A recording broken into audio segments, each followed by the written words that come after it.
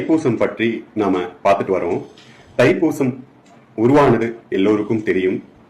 பழனியில் இருக்கக்கூடிய பாலதண்டாயுதபாணி தனது தாயான பார்வதி தேவியிடம் இருந்து ஞானவில் பெற்ற தினம் தைப்பூசம். அதாவது பௌர்ணமியும் பூச நட்சத்திரமும் ஒன்று சேர்ந்து வரக்கூடிய நன்னாள் அது. இந்த நாள்ல தான் நம்ம ராமலிங்க அடிகளார் ஜோதியாக இறைவனோடு கலந்தார். அதுவும் ஒரு சிறப்பு. இந்த நாள்ல நம்ம முருகப்பெருமானை வழிபடுவது நிறைய நன்மைகளை நமக்கு தேடித்தரும், நமக்கு ஞானத்தை தரும். ஆகவே வீட்டில் முருகப்பெருமானும் வேலும் வைத்து நிறைய பேர் பூஜை செய்துட்டு இருப்பீங்க. நான் நிறைய ஏற்கனவே சொன்னதுதான், வேல் வேற முருகன் வேற இல்ல. வேல் தனியா முருகர் தனியா வைத்து பூஜை பண்ணக்கூடாது, வேலும் முருகரையும் ஒன்றா வைத்து பூஜை பண்ணணும்னு.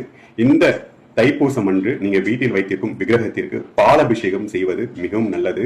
செவ்வரளியால் முருகப்பெருமானுக்கு அர்ச்சனை செய்வது இன்னும் நிறைய நன்மைகளை தரும்.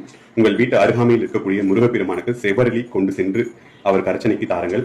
அதே மாதிரி நம்ம கோயில்ல பாலாபிஷேகம் கொடுக்கும்போது நிறைய இடங்கள்ல பாத்தீங்கன்னாக்கா நம்ம 100 பேர்கிட்ட பாலாபிஷேகத்துக்கு வாங்கிட்டு ஒரு 10 லிட்டர் பால்னு வச்சுக்கோங்க, ஒரு அளவுக்கு சொல்றேன், சாமிக்கு அபிஷேகம் செய்வாங்க. ஆனா இந்த நாள்ல நம்ம கையால நம்ம கொண்டு போய் கொடுக்கக்கூடிய பாலை முருகருக்கு அபிஷேகம் செய்வாங்க.